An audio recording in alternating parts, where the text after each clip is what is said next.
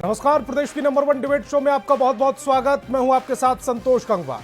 बिहार में इसी साल के अंत में विधानसभा चुनाव है और चुनाव से पहले चुनाव आयोग मतदाता सूची का शुद्धिकरण करना चाहता है, लेकिन विपक्ष को चुनाव आयोग का यह फैसला रास नहीं आ रहा। इसीलिए आज तेजस्वी यादव ने एक प्रेस कॉन्फ्रेंस की और चुनाव आयोग की कार्यप्रणाली पर गंभीर सवाल उठाए। तेजस्वी का आरोप है कि मतदाता सत्यापन की प्रक्रिया में पारदर्शिता की कमी है, जो चुनावी तंत्र की विश्वसनीयता को खतरे में डाल रही है। तेजस्वी ने साफ तौर पर कहा है कि अगर मतदाता सूची में गड़बड़ी हुई तो ये लोकतंत्र के लिए एक बड़ा खतरा साबित हो सकता है। लेकिन सवाल यह है कि क्या यह आरोप सही है? क्या वाकई में मतदाता सत्यापन की प्रक्रिया में कोई खामी है या फिर यह विपक्ष की ओर से सियासी दांवपेच का हिस्सा है? दरअसल चुनाव आयोग भारत के लोकतंत्र का एक मजबूत स्तंभ है। उसकी निष्पक्षता और कार्यकुशलता पर सवाल उठाना कोई छोटी बात नहीं। एक तरफ तेजस्वी जैसे नेता इसे लेकर आक्रामक रुख अपना रहे हैं, तो दूसरी तरफ सत्ताधारी दल इन आरोपों को खारिज कर रहा है। उनका कहना है कि यह सब विपक्ष की हताशा का नतीजा है, लेकिन सच्चाई क्या है? क्या मतदाता सत्यापन की प्रक्रिया में कोई गड़बड़ी है? क्या यह सिर्फ राजनीतिक शोर है या इसके पीछे कुछ ठोस सबूत हैं? क्या मतदाता सत्यापन की प्रक्रिया में बदलाव की जरूरत है और चुनाव आयोग को और पारदर्शी होने की जरूरत है? और क्या यह विवाद हमारे लोकतंत्र की विश्वसनीयता पर सवाल खड़ा करता है? आज इन्हीं सवालों पर करेंगे बहस, लेकिन पहले एक रिपोर्ट।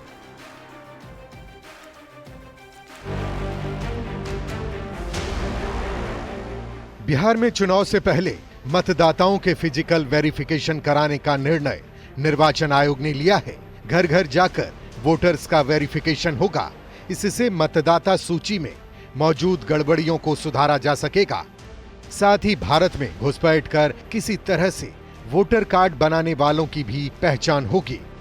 घुसपैठियों के साथ साथ वैसे लोग जो विदेशी प्रवासी हों और यहां उनका नाम वोटर लिस्ट में है, उनके नाम को भी वोटर लिस्ट से हटाया जाएगा।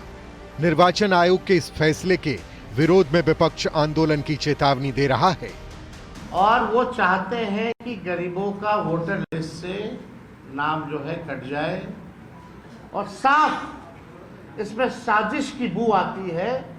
और इस साजिश में और कोई नहीं, नीतीश कुमार जी का बड़ा योगदान है और मोदी जी, क्योंकि ये लोग डरे हुए हैं। भारत निर्वाचन आयोग ने वोटर लिस्ट की निष्पक्षता और शुद्धता सुनिश्चित करने के लिए देश के 6 राज्यों में विशेष गहन पुनरीक्षण की घोषणा की है।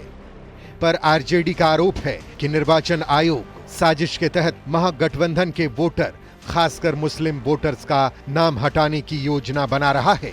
बिहार सरकार के मंत्री जीवेश मिश्रा ने इस पर तंज कसा है। मेरा कहना है तेजस्वी यादव जी को सबकी चिंता क्यों नहीं है, जो केवल मुस्लिम वोटर की चिंता है। सबकी चिंता करे ना, सभी लोग तो हैं। अब मान लीजिए कि कुछ लोग विदेश में हैं, उनका वोट यहाँ गिर जाता है, ये तो अनर्थ है ना। जो पासपोर्ट में ठप्पा लगा करके फॉरेन रह रहे हैं, उनका मतदान यहाँ कैसे हो जाता है? ये कौन सी प्रक्रिया है? 2003 में आखिरी बार बिहार में विशेष गहन पुनरीक्षण का काम हुआ था, लेकिन तब इतनी सख्ती नहीं बरती गई थी। उस समय राजनीतिक संरक्षण के चलते बड़ी संख्या में बांग्लादेशी और रोहिंग्या घुसपैठियों ने फर्जी दस्तावेजों के सहारे मतदाता सूची में अपने नाम दर्ज करवा लिए थे। लेकिन इस बार निर्वाचन आयोग ने सत्यापन के लिए सख्त पैमाना तय किए हैं। निर्वाचन आयोग के इस फैसले का जेडीयू ने भी स्वागत किया है। उसी ईवीएम मशीन से जब जीत हो जाती है तो ईवीएम मशीन सही हो जाता है, और जब हार हो जाती है तो कहते हैं ईवीएम कार्ड पर ठीकरा फोड़ते हैं। इसलिए पहले अभी ईवीएम से पहले अपना वोटर के लिए हाई तौबा मचा रहा है। चुनाव से पहले वोटर लिस्ट को लेकर बिहार की सियासत गरमाई हुई है। विपक्ष निर्वाचन आयोग पर आरोप लगा रहा है तो एनडीए से विपक्ष की छटपटाहट बता रहा है। न्यूज़ 18 के लिए पटना से संवाददाता शैलेंद्र कुमार की रिपोर्ट।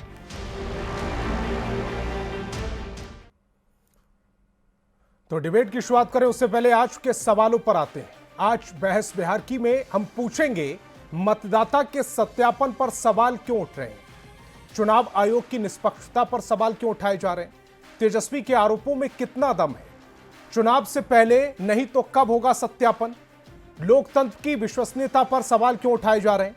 तो सवाल जवाब का सिलसिला शुरू करें उससे पहले मेहमानों से आपका परिचय करा देते हैं। सत्ता पक्ष से हमारे साथ जेडीयू प्रवक्ता अरविंद निषाद और बीजेपी प्रवक्ता मनीष पांडे जी जुड़ रहे हैं, तो वहीं विपक्ष से आरजेडी प्रवक्ता सारिका पासवान और कांग्रेस प्रवक्ता डॉक्टर स्नेहाशीष वर्धन जी जुड़ रहे हैं।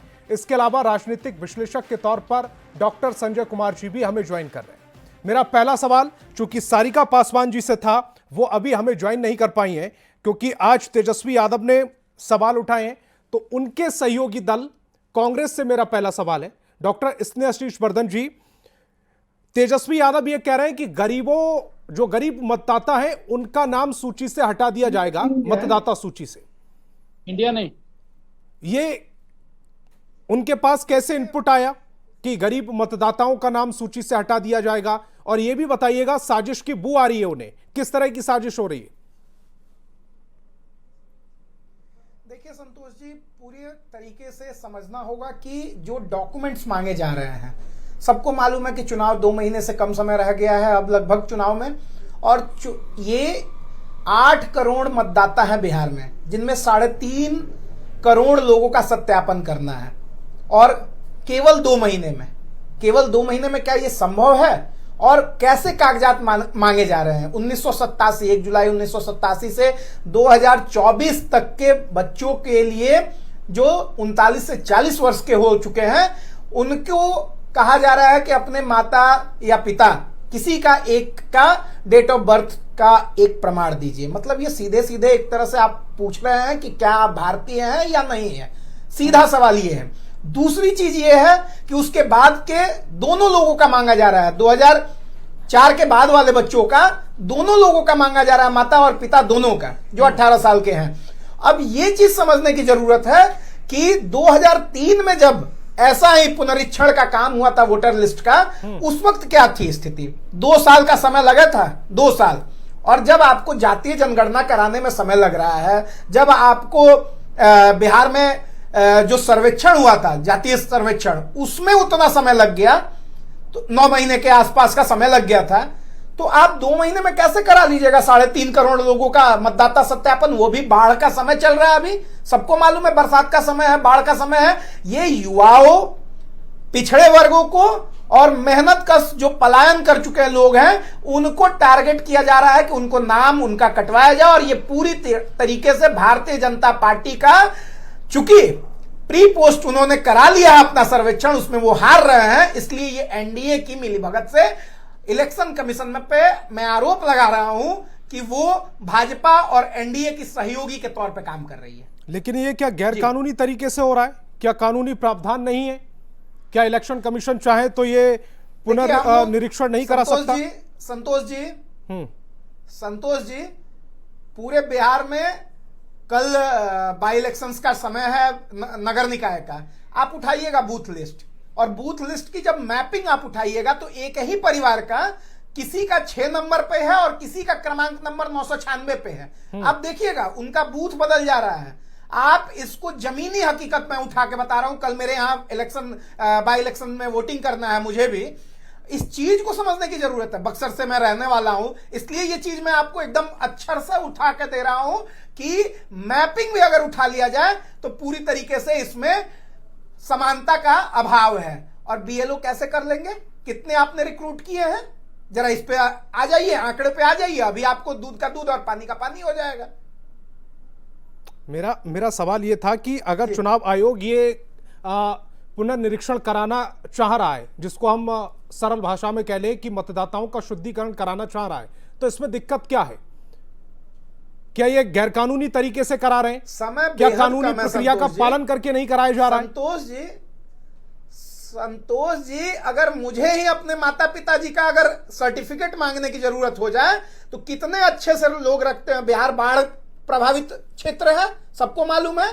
पलायन एक यहाँ पे अलग एक मामला है, गरीबी अलग मामला है, और पिछड़े वर्ग के लोग कितना डॉक्यूमेंट सुरक्षित रखते हैं आपको भी मालूम है, हमको भी मालूम है। तो ये चीज समझने की जरूरत है। इसको प्रैक्टिकल तरीके से आप देखिए, अगर हमारे ही माता पिता का अगर डॉक्यूमेंट आप मांग लीजिएगा तो कितने अच्छे से रखा गया होगा, ये हमको भी मालूम है, आपको भी मालूम है।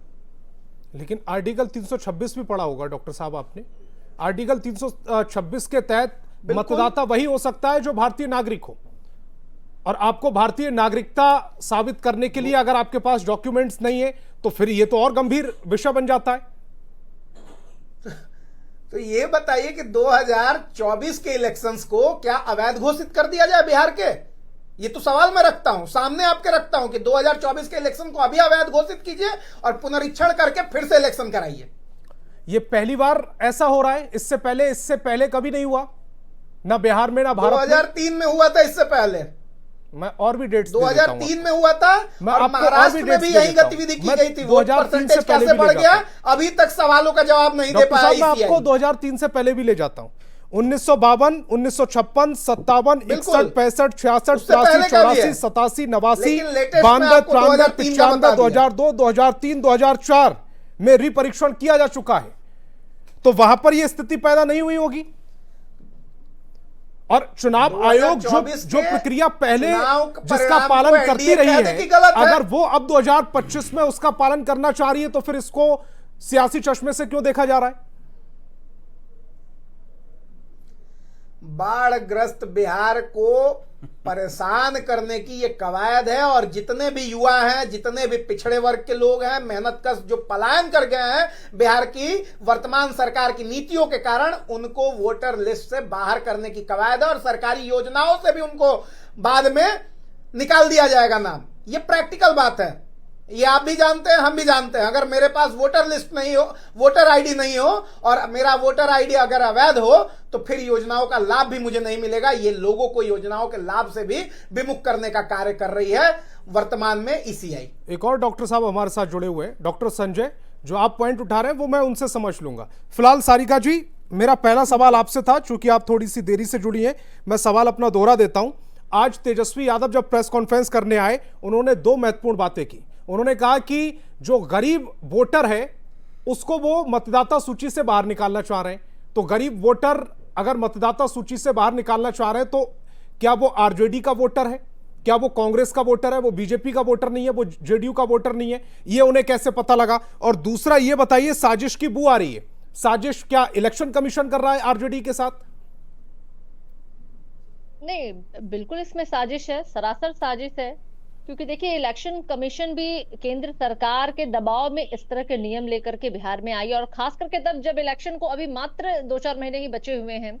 और अभी हर्षवर्धन जी सही बोल रहे थे, अभी तो कुछ दिन पहले ही लोकसभा का चुनाव हुआ है। जब लोकसभा चुनाव हो सकता है और ठीक विधानसभा चुनाव के पहले इस तरह के नए कानून लाना, और वो भी तब जबकि कई सी वोटर्स सर्वे ने ये बता दिया है कि इस बार एनडीए की हालत जो है वो बिहार में बिल्कुल ही खस्ता है, किसी कीमत पे वो बिहार में सरकार इस बार नहीं बना पाएंगे, मतलब।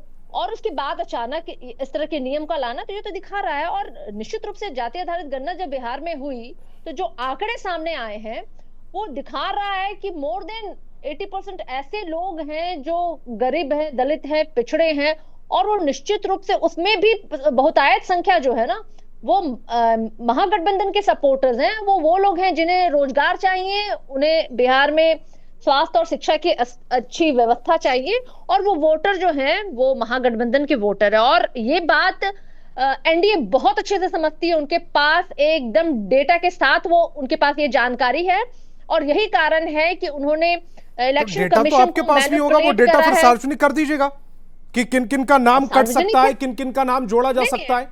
अगर उनके पास वो डेटा लेकर पूरी प्रक्रिया को और इलेक्शन कमीशन को अब अपने साथ जोड़कर इस तरह की साजिश रच रहे हैं, तो फिर इस साजिश को तो डिकोड करना आपका काम हो गया। फिर डेटा तो मैं बता रही हूँ ना, बल्क में डेटा है भाई। जाति आधारित गणना के बाद जो डेटा है वो तो सरकार के पास है। और ये बात बताइए, अभी थोड़े दिन पहले ही तो लोकसभा का चुनाव हुआ, उस समय इनकी इंद्रियां क्यों नहीं खुली, क्यों नहीं इस तरह से नया नियम उन्होंने बदलाव किया? मान लो ये करना भी था तो इलेक्शन खत्म होने के बाद भी इसकी शुरुआत हो जानी चाहिए थी। तो एनडीए ये जो है ना, ये मतदाताओं का सत्यापन इलेक्शन के बाद कभी होता है या इलेक्शन से पहले होता है? अरे भाई, आप इलेक्शन से पहले होता है, इलेक्शन के बाद होता है? तो लोकसभा चुनाव के समय तो आपने नहीं करा है, विधानसभा चुनाव लोकसभा चुनाव के पहले भी अगर कर लेते और नियत में अगर सवाल ही था तो फिर तब भी सवाल उठ जाता कि लोकसभा चुनाव में इनको करारी हार दिख रही है, इसीलिए इस तरह की बातें कर रहे हैं। नहीं, लोकसभा चुनाव में ही करा लेना चाहिए था इनको। सारिका जी, तब सवाल नहीं उठते, इसकी क्या गारंटी थी? संतोष जी, या प्रश्न ये बनता है, प्रश्न 2030 ये में बनता ये है, कराते 2025 की जगह 2030 में कराने बैठता इलेक्शन कमीशन, नहीं, क्योंकि नहीं, सवाल चुनाव से सवाल ठीक आप पहले नहीं होगा करेंगे मतदाताओं का संतोष जी, सत्यापन, तब सवाल आप नहीं नहीं उठेंगे, करेंगे। इसकी क्या गारंटी थी? सवाल आप नहीं करेंगे संतोष जी, सवाल हम करेंगे कि आखिर जब ये स्थितियां बिहार में एनडीए के लिए बन गई हैं, जो एनडीए बहुत बखूबी जान रहा है कि इस बार किसी कीमत पे वो अपनी जीत यहाँ पे उनकी सुनिश्चित नहीं है, और फिर अचानक वो ठीक 2 महीने पहले, और आपको अच्छे से पता है, अभी हमारे प्रवक्ता भाइयों ने कहा कि किस तरीके से ये मौसम है, अभी तो बारिश पूरी तरीके से शुरू भी नहीं हुई है, और बाढ़ का संकट जो है कई बिहार के ऐसे क्षेत्रों में, जो कि खास करके कुछ क्षेत्र ऐसे हैं जहां की हर साल बाढ़ आता है। और बताइए, ऐसी स्थिति में कोई इंसान अपनी जान बचाएगा अपना, या फिर ये कागज और पत्थर जमा करता रहेगा? तो ये तो एकदम ही अमानवीय मैं मानती हूँ इसको। इस तरह के जो फैसले इलेक्शन कमीशन ने लिए, इसको पुनः विचार करना चाहिए, और ये कहीं से भी दिख नहीं रहा है कि न्याय संगत है, जन सेवा में ये लिया गया है। ये दिख रहा है कि ये बिल्कुल ही केंद्र सरकार के दबाव में आकर के इलेक्शन कमीशन जो है इस तरह के नियम लेकर के आ रही है, ताकि वो गरीब वोटर्स जो हैं, जो महागठबंधन के सपोर्टर्स हैं, वो उन्हें रोकना चाहती है। वो चाह रही है कि वो वोट ना करे, और ये वो जो पिछले बार ये षड्यंत्र कर पाए थे, इन्हें पता है कि ये इस बार षड्यंत्र नहीं कर पाएंगे, तो एक नई तरह के षड्यंत्र ये जनता के बीच में लेकर के आए हैं। बीजेपी प्रवक्ता मनीष जी, जवाब दीजिएगा। आप इलेक्शन कमीशन के साथ अगर मिलकर षड्यंत्र करने में कामयाब हो जा रहे हैं, तो समझ नहीं आ रहा कि ये देश पर किस तरह से सवाल उठाए जा रहे हैं, लोकतंत्र तो फिर खतरे में, अगर आप इतना बड़ा साजिश रचने में कामयाब हो जा रहे हैं। देखिए, ऐसा है कि ये लोग पिछले कई दिनों से 2025 के विधानसभा पे एक्सपेरिमेंट कर रहे हैं। कई ऐसी घटनाएं आई हैं, तेजस्वी जी ने कई ऐसे मुद्दे लाए, राहुल गांधी भी यहाँ आकर लास्ट में उन्होंने कह दिया कि बिहार हमारे लायक ही नहीं है, थक गए वो भी। तो यहाँ जो विपक्ष है वो कई बार कई प्रकार से लगातार जब एक्सपेरिमेंट करता रहा, कोई मुद्दा उसको समझ में नहीं आया, तो विपक्ष को लगा कि क्यों न 2024 के लोकसभा के चुनाव का जो प्रोपगंडा, जिसमें थोड़ी बहुत उसको कामयाबी मिल गई थी, उसी प्रोपगंडा के साथ इस बार 2025 के चुनाव में वो शामिल किया जाए। और यही वजह है कि देखिए, आज संयुक्त रूप से प्रेस कॉन्फ्रेंस करके इन्होंने जो मुद्दे उठाए हैं, वो मुद्दे 2024 के लोकसभा चुनाव के आसपास ही हैं। अब संविधान खतरे में है तो आरक्षण समाप्त कर दिया जाएगा, ये सारे इनके प्रमुख मुद्दे थे, और उसी के आसपास कहीं न कहीं थे। आज तेजस्वी जी ने क्या कहा, नई वोटर लिस्ट बनाई जाएगी।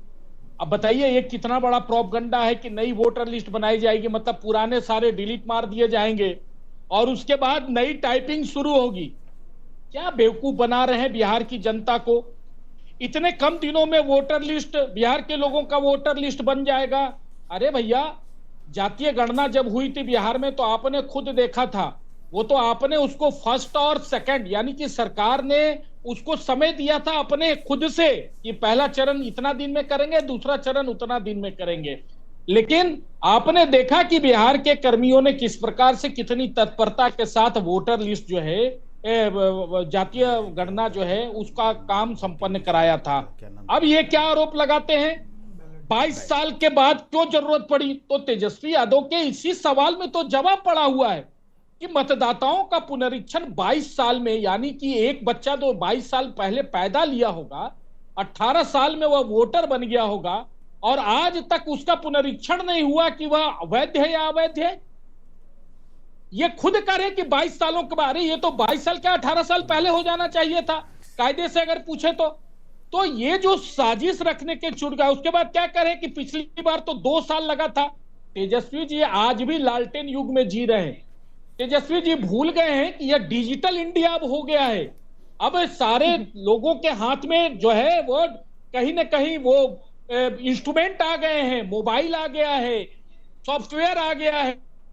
अब ऑन द स्पॉट जो है वो मतदाताओं का पुनरीक्षण हो जाएगा सिस्टम के आधार पर। लेकिन चूंकि ये आज भी लालटेन युग में जी रहे हैं, इसीलिए ये कहते हैं कि पिछली बार 22 साल पहले 2 साल लगे थे, तो ये इतने 3-4 महीने में कैसे यह काम संपन्न हो जाएगा। उसके बाद कह रहे हैं कि मानसून, देखिए कितना बड़ा बेवकूफ बनाने का काम करे। मुझे तो विपक्ष की बुद्धि पर हंसी आ रही है। ये कहते हैं कि मानसून का समय है, लोग पलायन कर रहे हैं।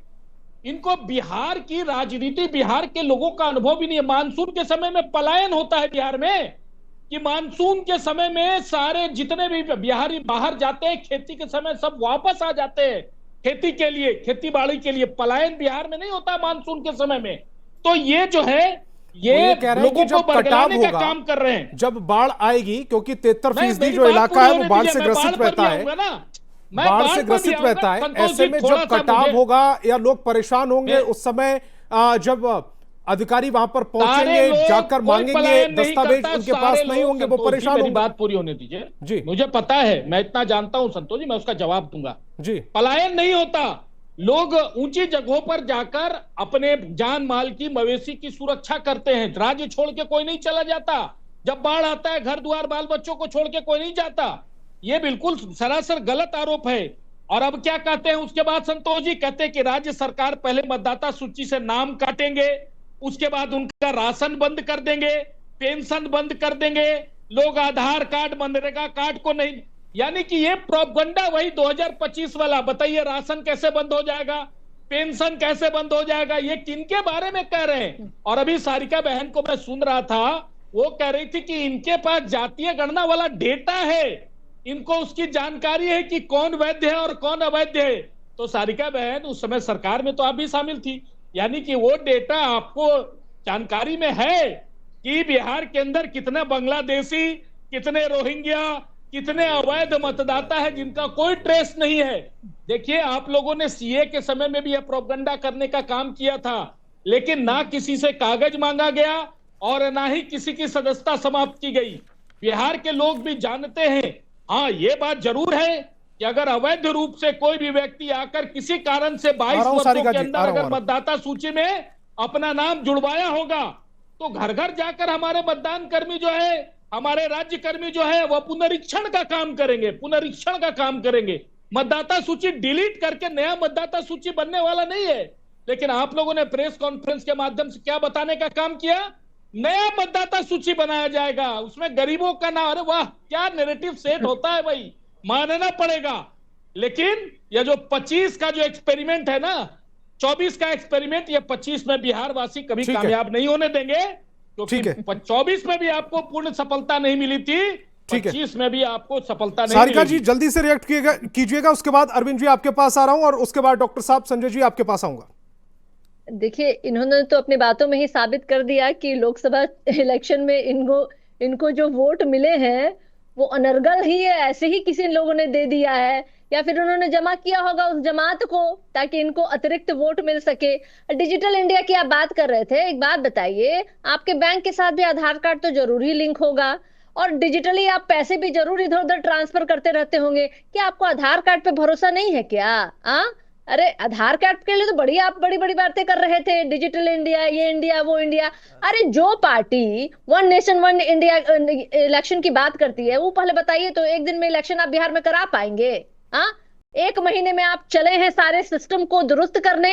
ये आपकी षड्यंत्र और ये आपने मैनिपुलेट करके इलेक्शन कमीशन को बिहार में बुलाया है और बिल्कुल संदेह के घेरे में है इलेक्शन कमीशन ऑफ इंडिया। और ये कोई पहली बार नहीं है, ये ऐसी भी नहीं बात है संतोष जी कि ये पहली बार है जो इलेक्शन कमीशन ऑफ इंडिया जो है वो कटघरे में है। इसके पहले भी आपको पता होगा कि जज जो है चीफ जस्टिस, अरे सुप्रीम कोर्ट के जज जो है चीफ जस्टिस इलेक्शन कमीशन के मंशा पे पहले भी उन्होंने सवाल उठाया है और पुनः ये सवाल उठ सकता है, क्योंकि जो भारतीय जनता पार्टी आपकी चोरी पहले भी पकड़ी गई थी और अभी भी आप पकड़े जा रहे हैं और आप चूंकि जान रहे हैं कि आप हारने वाले हैं तो चाह रहे हैं कि हेन केन प्रकारेण आप ऐसी कुछ चीजें करें जिससे कि आप 2024 में भी कर रही है। ठीक है, क्या बिहार की जनता 25 में कुछ नहीं देने वाली है आपको, नील बत्ती सन्नाटा है। और यही अरविंद जी को स्क्रीन पर लेकर आए, दिन में आपके मुद्दे बदल जाते हैं। अरविंद जी को स्क्रीन पर लेकर आए। अरविंद जी, हार का डर है, इलेक्शन कमीशन आपकी तरफ है, ये क्या किस तरह की खिचड़ी इस समय पक रही है सियासत में? आप इलेक्शन कमीशन को भी अपनी तरफ कर लेते हैं, आपको पता नहीं कौन सा डेटा आया है जिसमें आरजेडी को यह लग गया है कि आप हारने के डर की वजह से ये कर रहे हैं, और अब आधार कार्ड को अगर उसमें डाला जा सकता था तो आधार कार्ड को क्यों नहीं डाला गया? संतोष जी, भारतीय इलेक्शन कमीशन भारतीय जनता के साथ है। इलेक्शन कमीशन जिस निष्पक्षता के साथ बिहार में और देश में चुनाव कराते रही है वह अनूठा है। भारतीय जनता के साथ भारतीय नहीं, चुनाव भारतीय प्रणाली जनता की पार्टी के साथ सुधार है। की दिशा में उठाया गया महत्वपूर्ण कदम है। और जिस प्रकार से भारत निर्वाचन आयोग पूरी निष्पक्षता के साथ विधानसभा का चुनाव, लोकसभा का चुनाव, स्थानीय निकाय का चुनाव, पंचायतों का चुनाव कराती है, उसमें पारदर्शिता होता है। One nation one election commission का जो अभियान है उस अभियान का भी एनडी गठबंधन विरोध करती है। चुनाव सुधार की दिशा में भारत निर्वाचन आयोग लगातार काम कर रही है। कल बिहार में निकाय चुनाव में जो उपचुनाव हो रहा है उसमें डिजिटल यानी ऑनलाइन पद्धति के माध्यम से मतदान कराने का फैसला किया है। यह भी देश में पहला अभियान है बिहार में जहां डिजिटल तरीके से मोबाइल के माध्यम से आप वोटिंग का इस्तेमाल कर सकते हैं। वह इस्तेमाल बुजुर्गों के लिए, दिव्यांगों के लिए इलेक्शन कमीशन ने व्यवस्था किया है। कल ही उसका परीक्षण होना है। यह चुनाव सुधार की दिशा में इलेक्शन कमीशन का महत्वपूर्ण कदम है।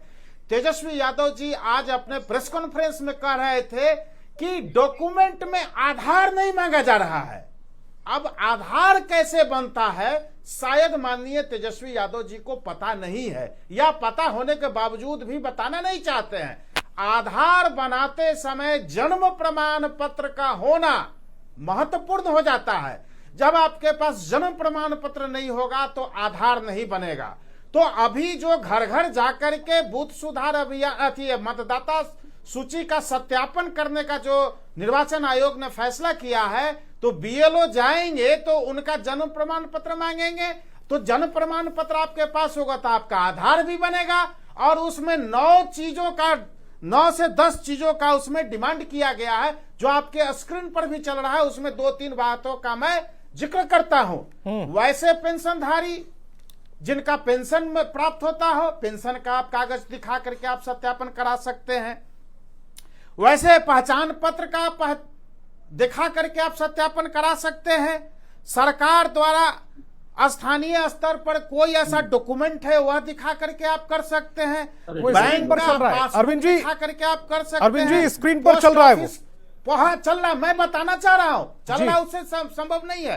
तो इस तरह से अब बताइए पासपोर्ट आपको होना चाहिए, ओबीसी एससी एसटी का आपको सर्टिफिकेट होना चाहिए, वन अधिकार का प्रमाण पत्र होना चाहिए, राज्य सरकार या स्थानीय निकाय का फैमिली रजिस्टर होना चाहिए, राज्य सरकार द्वारा जारी किसी जमीन या घर का प्रमाण पत्र होना चाहिए। इनमें से कोई एक डॉक्यूमेंट्स दिखा सकते हैं, इतने सब दिखाने की जरूरत नहीं है जी। यहां कोई ऐसा चीज नहीं होगा जो बिहार में निवास कर रहे हैं, जो देश में निवास कर रहे हैं। तो फिर किस बात का भाई आप यहां निवास कर रहे हैं, फिर कैसे आप यहां रह रहे हैं? कोई तो डॉक्यूमेंट होगा आपके पास, और डॉक्यूमेंट होगा तो उसका आधार होगा। ये दरअसल जनता द्वारा नकारे गए दल और गठबंधन और उसके नेता हैं। ठीक है। अब झारखंड में ये चुनाव जीत जाते हैं तो झारखंड, सुनिए सबको बहुत टाइम दिया, मुझको ठीक है कह रहे हैं संतोष भाई। आप झारखंड में आप चुनाव जीत जाते हैं तो इलेक्शन कमीशन पर सवाल नहीं उठाते हैं, झारखंड की जनता को आप बधाई देते हैं। वहीं आप महाराष्ट्र में हार जाते हैं तो महाराष्ट्र की जनता को भला बुरा कहते हैं और सवाल उठाते हैं। तो ये कौन सी परिपाटी है, कौन सी पद्धति है? आपको ये भारतीय नागरिक के पास में एक बार रिएक्शन लेने नहीं पहुंचा, आऊंगा सबके पास आऊंगा। अब जो मेहमान मेरे साथ स्क्रीन पर आ रहे हैं वो ना सत्ता पक्ष से ना विपक्ष से हैं, वो राजनीतिक विश्लेषक के तौर पर आ रहे हैं और उनकी बात सबसे महत्वपूर्ण बात होगी। ना वो इधर की बात कर रहे हैं, ना वो उधर की बात कर रहे हैं, ना वो पक्ष की बात कर रहे हैं, ना वो विपक्ष की बात कर रहे हैं। संजय जी इसीलिए सब गौर से सुनिएगा और बीच में कोई टीका टिप्पणी नहीं प्लीज। संजय जी बड़ा सीधा सा सवाल है, तेजस्वी यादव नेता प्रतिपक्ष हैं, उनके सवाल जायज हैं, उन्होंने सवाल पूछे हैं, इलेक्शन कमीशन से पूछे, लेकिन इलेक्शन कमीशन की विश्वसनीयता पर सवाल उठाना क्या लोकतंत्र में ठीक है? मैं मानता हूं कि इलेक्शन कमीशन ऑटोनोमस बॉडी है और किसी भी ऑटोनोमस बॉडी को जो संविधान ने उसको राइट्स दिए हैं, जिसकी आपने चर्चा की आर्टिकल 326 की, कि आर्टिकल 326 के तहत और 1950 का पीपुल रिप्रेजेंटेटिव एक्ट के तहत वो चाहे तो इसका पुनरीक्षण करा सकती है। और आपने तो एक डेटा दिया, ठीक है, संजोग है कि 2004 के बाद कोई पुनरीक्षण का काम नहीं हुआ। इसका क्या मतलब हुआ कि अब इलेक्शन कमीशन जो है, अगर उसको लगता है कि हमें इसका फिर से एक बार करानी चाहिए, तो ये उसके लिए अधिकृत है। हाँ ठीक है, लोकतंत्र में जो विपक्षी पार्टियां हैं या लोकतंत्र में जो लगता है कि नहीं शायद ट्रांसपेरेंसी नहीं बरता जाएगा, पारदर्शिता नहीं बरती जाएगी, तो सवाल आप उठा सकते हैं और अपनी आपत्तियां भी दर्ज कर सकते हैं। लेकिन अगर आप पूछेंगे कि ठीक है 2025 में ही क्यों, 2024 में 3,15,00,000 लोगों ने चुनाव आयोग के सामने अपने अपने तरीके से आपत्तियां दर्ज की हैं। किसी ने कहा कि भाई हमारा डबलिंग हो गया है, किसी ने कहा कि हम रहते कहीं और है, पता कहीं और का दिया हुआ है, कुछ बच्चे ऐसे हैं जो पढ़ाई को लेकर के बाहर हैं, वोटर लिस्ट में नाम वहाँ भी उनका है, यहाँ भी यहाँ है, कुछ लोग ऐसे भी हैं जो बाहर शिफ्ट कर गए हैं, उनका नाम अभी तक वोटर लिस्ट से कटा नहीं है। ये आपत्तियां थी। इन आपत्तियों को ध्यान में रखते हुए अगर चुनाव आयोग कोई ऐसा निर्णय लेती है, हाँ कोई इंसिडेंस है ऐसा, चूंकि ऐसा कुछ थोड़े है कि बिहार में ही है केवल उनको करनी है, उनको और राज्यों में भी करनी है, बिहार के बाद वो बंगाल भी जाएंगे करने। तो बिहार में चुनाव है और चुनाव की वजह से लगता है कि नहीं कोई इसमें साजिश है या कोई इसमें गड़बड़ी हो सकती है, इसको लेकर के लोकतंत्र में विपक्षी पार्टियों को आपत्ति दर्ज करने का अधिकार है। एक दूसरी बात, अगर बहुत सारे लोगों के परिवार की मृत्यु हो जाती है लेकिन वो इतना रुचि नहीं लेते हैं कि वो जा करके मतदाता सूची से अपने मृत परिवारों का नाम कटवाएं, क्या उनका नाम नहीं काटा जाना चाहिए?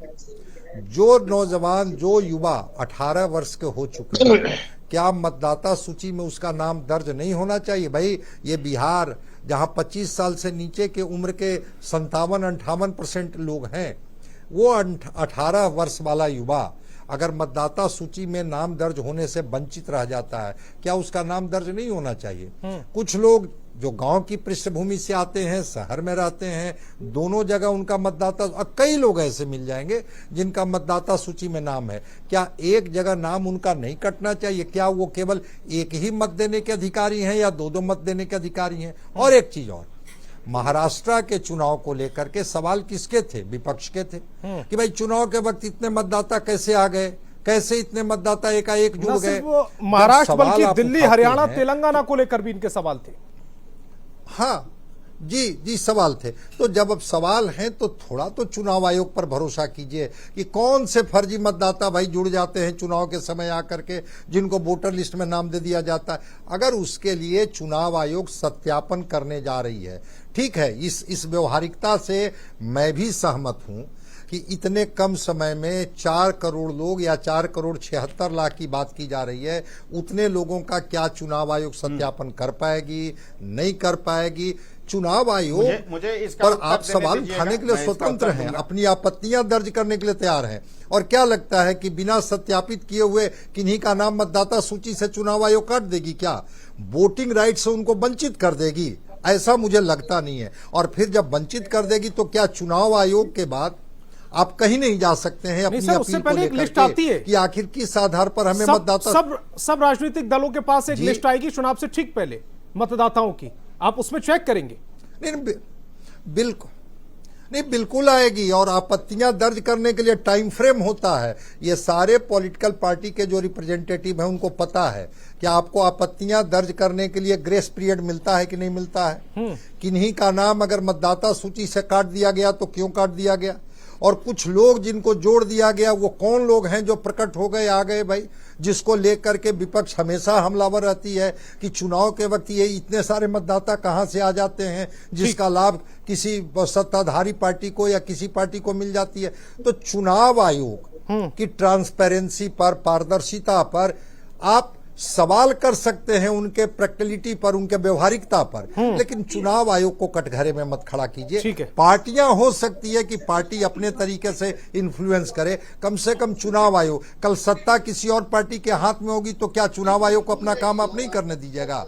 आप कहिएगा कि नहीं ये समय ठीक नहीं है, वो समय ठीक नहीं है। जब झारखंड में महागठबंधन की सरकार बनी तो चुनाव आयोग उस समय बीजेपी के अंडर नहीं था क्या, जैसे आरोप लगा रहे? ठीक है, कांग्रेस प्रवक्ता डॉक्टर स्नेहाशीष वर्धन जी, बड़ा सीधा सा सवाल है। महाराष्ट्र को जब महाराष्ट्र में विधानसभा चुनाव थे, मैं 10 सेकंड में अपना उत्तर देना चाहूंगा। मैं 10 सेकंड में अरविंद जी जल्दी से, अरविंद जी जल्दी से 10 सेकंड।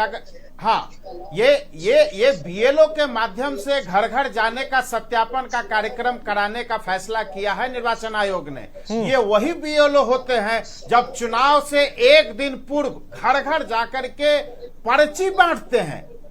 लोकसभा चुनाव में, विधानसभा चुनाव में, निकाय चुनाव में, पंचायतों चुनाव में, तो उस समय घर घर पर्ची बांट देते हैं वही बीएलओ। अब वही बीएलओ घर घर जाकर के ये बांटेंगे। उसके पहले निर्वाचन आयोग राज्य के और राष्ट्रीय स्तर पर, राज्यों के स्तर पर सभी राजनीतिक दलों के जिला अध्यक्षों के साथ बैठक करती है और बैठक में प्रकाशित मतदाता सूची का, ठीक है, ये मिलान करती है, उससे उनका आपत्ति जानती है, आपत्ति अनापत्ति लेती है। अभी से 2-3 महीना पहले दिल्ली में बिहार के सभी राजनीतिक दलों के प्रतिनिधियों के साथ भारत निर्वाचन आयोग ने बैठक किया, जिसमें जेडीयू के प्रतिनिधि शामिल हुए, आरजेडी के प्रतिनिधि शामिल हुए, बीजेपी के प्रतिनिधि शामिल हुए। तो इलेक्शन कमीशन चुनाव सुधार की प्रक्रिया में लगातार काम कर रही है। इन सारे चीजों को महागठबंधन के लोग तो बताते नहीं है कि 3 महीना पहले हमारे पार्टी के लोग दिल्ली में बुलाए गए इलेक्शन कमीशन के साथ बैठे। ठीक है अरविंद जी, 10 मिनट 10 सेकंड कह के आप लंबा टाइम ले रहे हैं मेरा,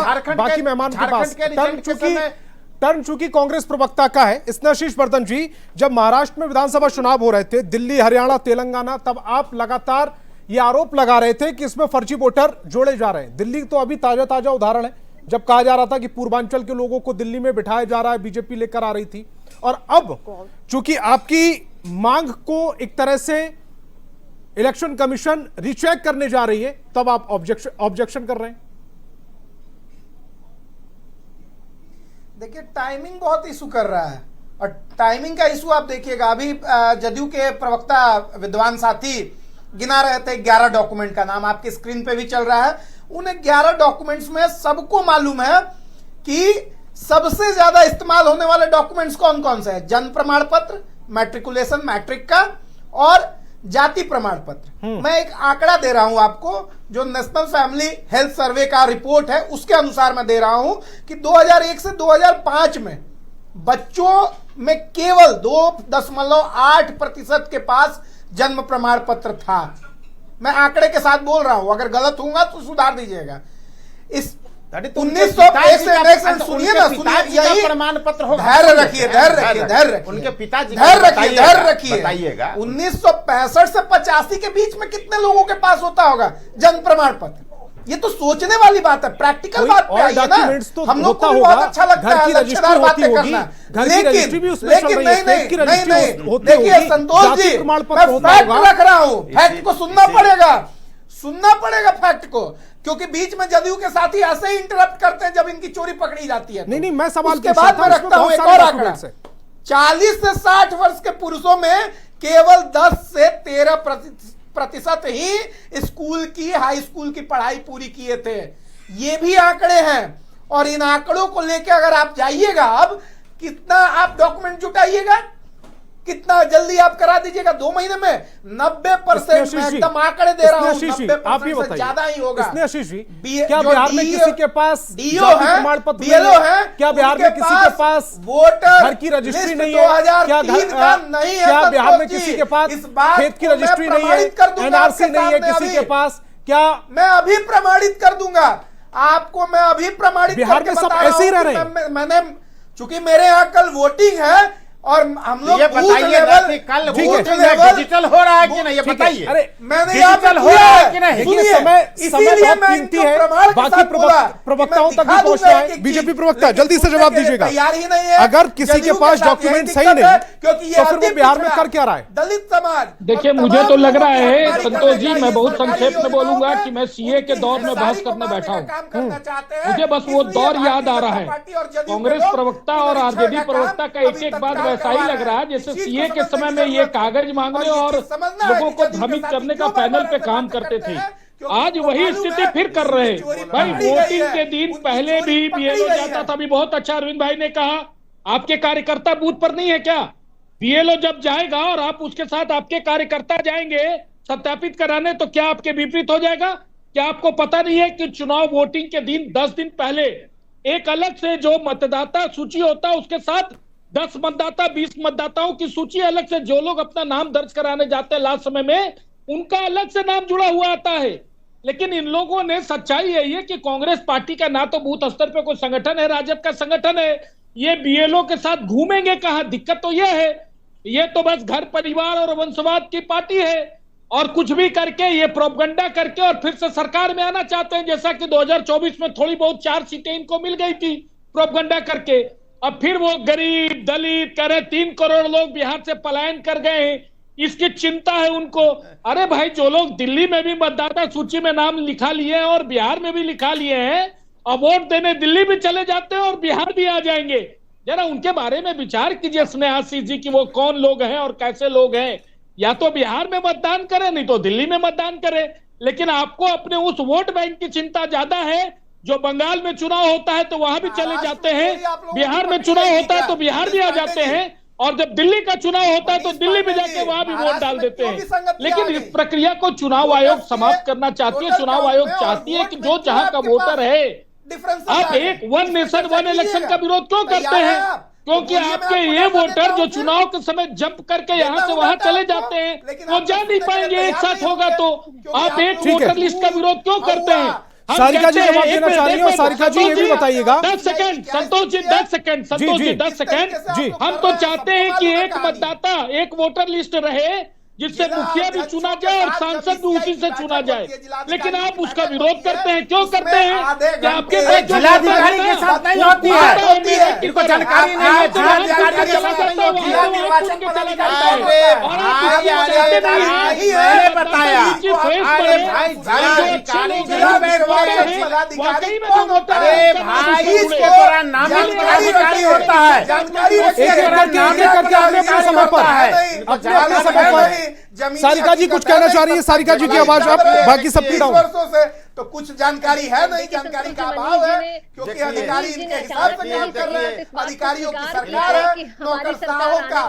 सारिका जी की आवाज अब, बाकी सबकी डाउन। देखिए, ये तो बात अभी भी प्लीज, अभी भी प्लीज, जिसका नेता पर्सनल नहीं, अरविंद जी पर्सनल नहीं, स्नेहासिस जी प्लीज, दोनों पर्सनल नहीं, समय कम है। सारिका जी, उसके बाद डॉक्टर संजय। कि कम से कम जमीनी बिल्कुल। देखिए, मनीष जी ने बातों में ये मैप भी स्वीकार कर लिया उठाइए कि इनकी अरे सरकार अचेता बन अवस्था जाएगी, में और मुख्यमंत्री उन्होंने जी ये भी पड़े हुए हैं, कहा कि जाके उनका वोटर जो इलाज होते कराइए। हैं, बंगाल में चुनाव होता है तो वही चले जाते हैं वोट करने, दिल्ली में चुनाव हो जाता है तो वही चले जाते हैं, फिर बिहार भी आ जाते हैं। तो मुझे लगता है कि भारतीय जनता पार्टी का ये अपना बिल्कुल ही पर्सनल अनुभव है, और चूंकि ये लोग ऐसा कर चुके हैं इसलिए इसकी जानकारी इनको बहुत अच्छे से है, और इसका इस्तेमाल इन्होंने अपने पिछले कई चुनाव में किया भी होगा। और इस बार चूंकि ये जान रहे हैं कि ये कोई तिकड़मबाजी इनकी काम करने वाली नहीं है बिहार में, तो इतना इम्प्रैक्टिकल जो है ये फॉर्मूला लेकर के ये इलेक्शन कमीशन के हाथों के द्वारा बिहार को थोपना चाहती है, देना चाहती है,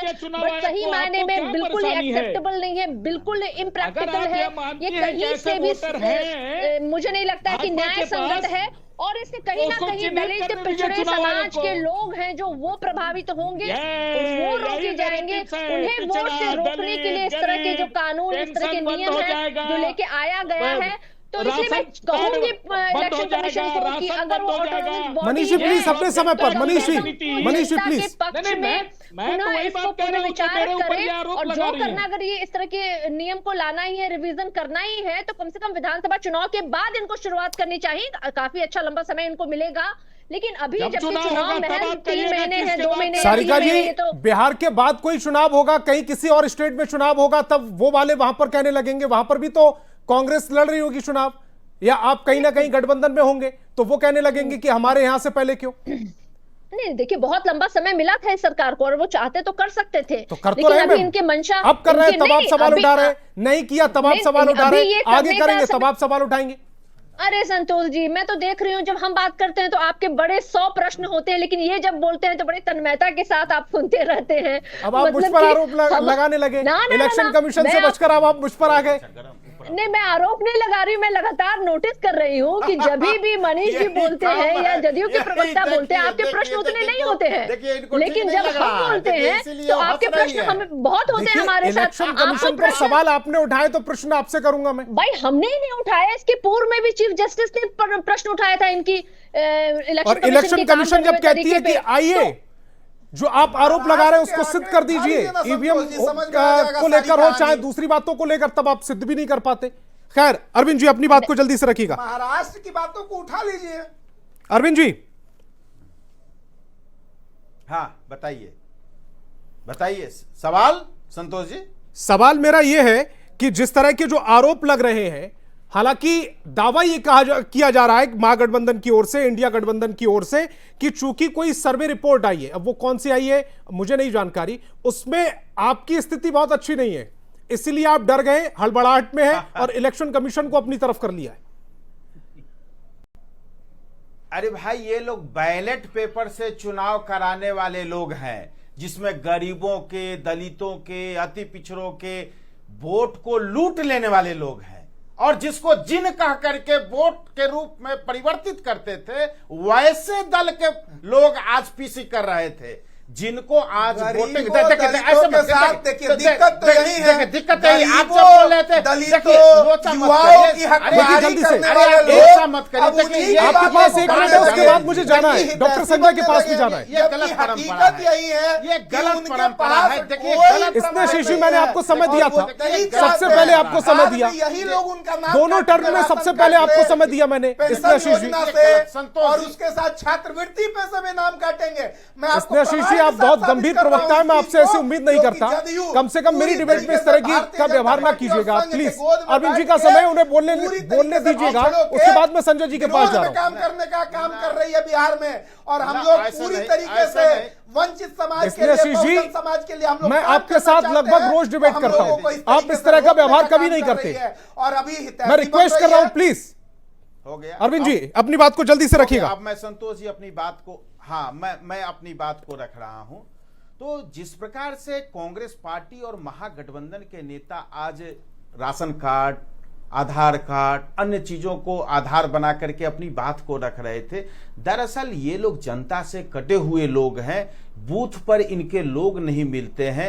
अभी पार्टी की ओर से हम लोग पूरे राज्य में 50 विधानसभा क्षेत्रों में अपनी पार्टी का हम लोगों का जो कार्यक्रम था, बूथ लेवल मीटिंग सत्यापन का हम लोगों ने बैठक किया। इन लोगों की पार्टी का तो कहीं बूथ लेवल पर कोई वर्कर है 28,000 बूथ बीएलए बनाने वाले लोग, 28,000 मात्र जदयू का है। मेरा समय खराब हो रहा है, हम लोगों से तुलना कर रहे हैं। मुझे डॉक्टर संजय जी के पास भी जाना है। पूरा अधिक था, ये मैं आपके सामने रख दूंगा आंकड़े, लेकिन अरविंद जी को एक बार अपनी बात कंप्लीट करने दीजिएगा, मैं आपके पास आ जाऊंगा, दोबारा से भी आ जाऊंगा प्लीज। अरविंद जी जल्दी से अपनी बात को रखिएगा। अब देखिए, हाँ मैं और जल्दी 1 मिनट आपके पास प्लीज। पार्टी हमको कह रहे हैं, जिस कांग्रेस पार्टी को 2019 में विपक्ष के नेता बनने लायक भारतीय जनता ने मतदान नहीं किया, नहीं करेंगे, उसके दया के पात्र पर प्रतिपक्ष नीतीश संसद में बनने वाले कांग्रेस पार्टी और बिहार में 2010 में दया के पात्र आरजेडी। मनीष जी उसके पास आपके पास आ जाऊंगा। संजय जी जो स्थिति इस समय बिहार में बनी हुई है, एक तो इलेक्शन कमीशन जो कोई एक सत्यापन प्रक्रिया को लागू करना चाह रही है, जो इससे पहले कई बार हो चुका है, अब उसको लेकर एक भ्रम पैदा करने की स्थिति हो रही है, या वाकई इलेक्शन कमीशन जैसा विपक्ष कह रहा है उस तरह मिला होगा सत्ता पक्ष से, मुझे नहीं जानकारी, लेकिन जो भ्रम पैदा करने की स्थिति हो रही है, इससे बिहार को नुकसान होगा, फायदा होगा। और आज कांग्रेस के कन्हैया पटना स्टूडियो की आवाज कम, सिर्फ संजय जी की आवाज ऊपर आएगी प्लीज। अल्लाह पर जो अलबला गया, जो अल्लाह पर संजय जी आप अपनी बात को कंटिन्यू कीजिए। में विरोध में होती है जी जी, जो पार्टियां लोकतंत्र में विरोध में होती है वो हमेशा आरोप लगाती है सत्ता पक्ष के ऊपर कि कहीं न कहीं से चुनाव आयोग को ये प्रभावित कर रहे हैं या प्रभावित कर सकते हैं। मेरा कहना है कि वो उनका रूटीन वर्क है और वो रूटीन वर्क करेंगे। वो आरोप लगा देने से, शंका व्यक्त करने से या ये संदेह व्यक्त करने से कि नहीं इसमें ये गड़बड़ी हो सकती है, वो गड़बड़ी हो सकती है। हाँ, टाइमिंग को लेकर के सवाल उठाने का अधिकार है, राजनीतिक पार्टियां सवाल उठा सकती है, लेकिन अगर चुनाव आयोग सत्यापन कर रही है कि कौन वोटर जो हैं वो असली हैं और कौन वोटर जो हैं वो किसी तरह से फर्जी तरीके से वोटर लिस्ट में अपना नाम जुड़वा लिए हैं, क्या सत्यापन करने के अधिकार से आप इलेक्शन कमीशन को वंचित कर देंगे क्या? और अगर आप नहीं वंचित कर देंगे तो जो उनको राइट्स मिला हुआ है, कॉन्स्टिट्यूशनल राइट्स, वो कॉन्स्टिट्यूशनल राइट्स के तहत वो इसका सत्यापन करेंगे ही जी। हाँ, जो लोग छूट जाते हैं या जिनको लगता है कि नहीं वोटर लिस्ट में हमारे नाम को हम कोई प्रमाण नहीं दे पाए, इसकी वजह से हमें वोटर लिस्ट से नाम हटा दिया गया, बिल्कुल पॉलिटिकल पार्टियां उसके लिए स्वतंत्र है कि वो कह सकती है कि हाँ ये जितने आपने क्राइटेरिया 9-10 आपने रखा कि कोई एक चीज आप दिखाइए जिसके आधार पर ये तय हो कि हाँ आप बिहार के नागरिक हैं। अगर वो भी आपके पास नहीं है, कोई तो आधार आपका होगा जिसके आधार पर आप यहाँ के वोटर बने होंगे। तो जो व्यक्ति बिहारी है, बिहार का रहने वाला है, बिहार का नागरिक है, उसे कोई प्रमाण देने में क्या आपत्ति होगी? मुझे तो नहीं लगता है कि कोई उसको आपत्ति होगी। कोई न कोई प्रमाण तो उसके पास होगा। ठीक है, तो मैं मानता हूं कि चुनाव आयोग मनीष जी जल्दी से अपनी बात को रखिएगा है और वो अधिकार के तहत वो शुद्धिकरण और सत्यापन कर सकते के बाद जी। उन्होंने ईवीएम पर कोई ठिकरा नहीं पड़ा। महाराष्ट्र में भी जब यूपीए हारी थी पूरा इंडी गठबंधन, तो उसके तुरंत बाद चुनाव आयोग पर कोई प्रतिक्रिया। हाँ, बाद में राजनीति में आने लगा विषय, बाद में लोगों को लगा कि यह नैरेटिव गढ़ा जा सकता है, लेकिन तुरंत में किसी ने इस प्रकार का कोई आरोप नहीं लगाया। आज यहाँ पर बिहार में जिस प्रकार से इलेक्शन कमीशन को डायरेक्ट पिंच करके उसको बदनाम करने की कोशिश की जा रही है, मुझे लगता है यह ठीक नहीं है। ठीक नहीं है, समय की कमी है, इस डिबेट को यहीं रोकना पड़ेगा। तमाम मेहमान मेरे साथ जुड़े, आपका बहुत बहुत शुक्रिया। लेकिन अगर मतदाता के सत्यापन पर सवाल उठाए जा रहे हैं तो उसका बेस कितना मजबूत है और क्या ये जो सवाल उठाए जा रहे हैं वो जायज है, ये जनता को सोचना पड़ेगा या जनता को गुमराह करने की कोशिश की जाएगी। बहस बिहार की में फिलहाल इतना ही, आगे देखिए खबर तो समझिए।